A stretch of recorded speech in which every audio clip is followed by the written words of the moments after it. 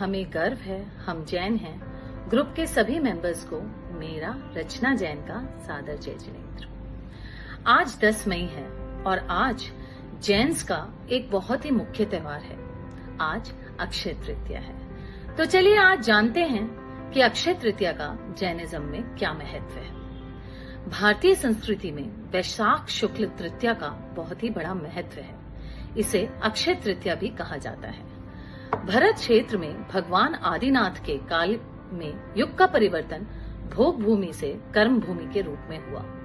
भोग भूमि में लोगों को कुछ भी कर्म करने की या कृषि करने की आवश्यकता नहीं होती थी, क्योंकि उस समय कल्प वृक्ष हुआ करते थे जिनसे प्राणी को मनवांछित पदार्थों की प्राप्ति हो जाया करती थी। पर कर्म भूमि में ये कल्प वृक्ष धीरे धीरे समाप्त होते चले गए और लोग भूख से तड़पने लगे। तब भगवान ऋषभ देव ने दुनिया को असी, मसी और कृषि के बारे में बताया। असी यानी तलवार चलाना, मसी यानी शाही से लिखना और कृषि यानी खेती करना। और इस तरह भगवान आदिनाथ ने लोगों को जीवन यापन करने के लिए अनेकों विद्याएं सिखाई। भगवान आदिनाथ जब राजा थे तो उनको राज्य भोगते हुए ही वैराग्य हो गया। उन्होंने जैन धर्म की दीक्षा ली और 6 महीने के लिए उपवास लेकर तपस्या करने वन को चले गए। जब 6 महीने बाद उनकी तपस्या पूरी हुई तो वे आहार के लिए निकले, लेकिन भिक्षा एवं उसकी विधि का जनसाधारण को कुछ भी ज्ञान न होने के कारण उन्हें कहीं भिक्षा नहीं मिली। भावुक भक्तजन आदिनाथ को अपने यहाँ आया देख प्रसन्न होते।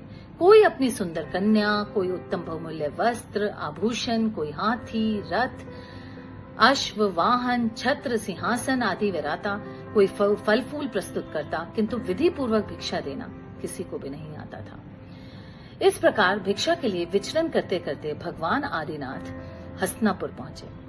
वहां राजा सोमप्रभ के पुत्र श्रेयांस युवराज थे। उन्होंने रात्रि में 7 उत्तम स्वप्न देखे।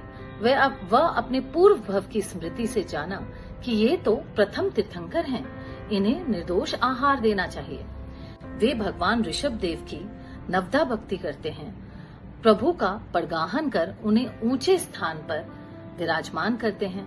प्रभु की अंजलि में इक्षु रस भराते हैं और उसी समय आकाश में देवों द्वारा रत्नों की वर्षा होने लगती है।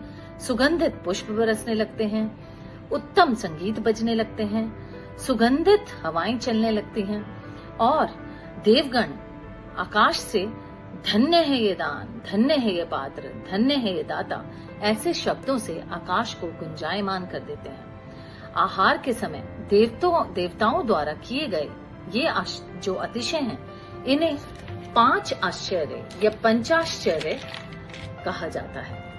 भगवान ने वैशाख शुक्ल तृतीया को वर्षी तप का पारना किया। यह दिन अक्षय तृतीया के नाम से प्रसिद्ध हुआ। यह दिन सबसे शुभ तिथि मानी जाती है और इस दिन कुछ भी शुभ कार्य बिना मुहूर्त निकाले किया जा सकता है और वो शुभ ही माना जाता है। जैन धर्म में अक्षय तृतीया के दिन लोग आहार दान, ज्ञान दान, औषधि दान और फिर मंदिरों में दान करते हैं। मान्यता है कि इस तिथि पर दान करने से अक्षय यानी कभी न नष्ट होने वाले फल की प्राप्ति होती है। अब आपको ये क्वेश्चन आता होगा कि भगवान तो तीर्थंकर थे, वो तो भगवान थे, तो उन्हें ये 12 माह तक जो आहार नहीं मिला, इतना भयंकर उपसर्ग क्यों झेलना पड़ा? तो भगवान ऋषभ देव के भी पिछले भव के कर्म ही थे जिनके कारण उन्हें ये दुख झेलना पड़ा। उन्हें 12 मास तक कोई आहार नहीं मिला। पिछले भव में भगवान किसान थे और उनके पास 2 बैल थे और कहीं वो बैल खेतों में फसलें न खराब कर दें, इसलिए उन्होंने बैलों के मुंह पर छीका बांध दिया।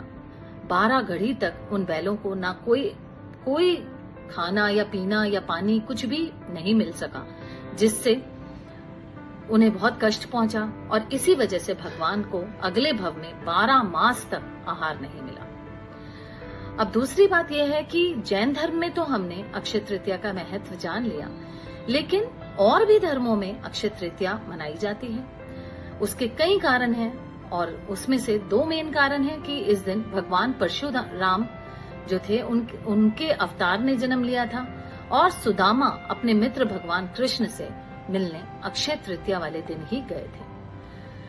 तो अक्षय तृतीया आज बहुत ही महत्वपूर्ण दिन है, तो इसलिए आपको मंदिर जी या स्थानक जरूर जाना चाहिए, दान देना चाहिए और इस तरह से पुण्य कमाना चाहिए। जय जिनेंद्र।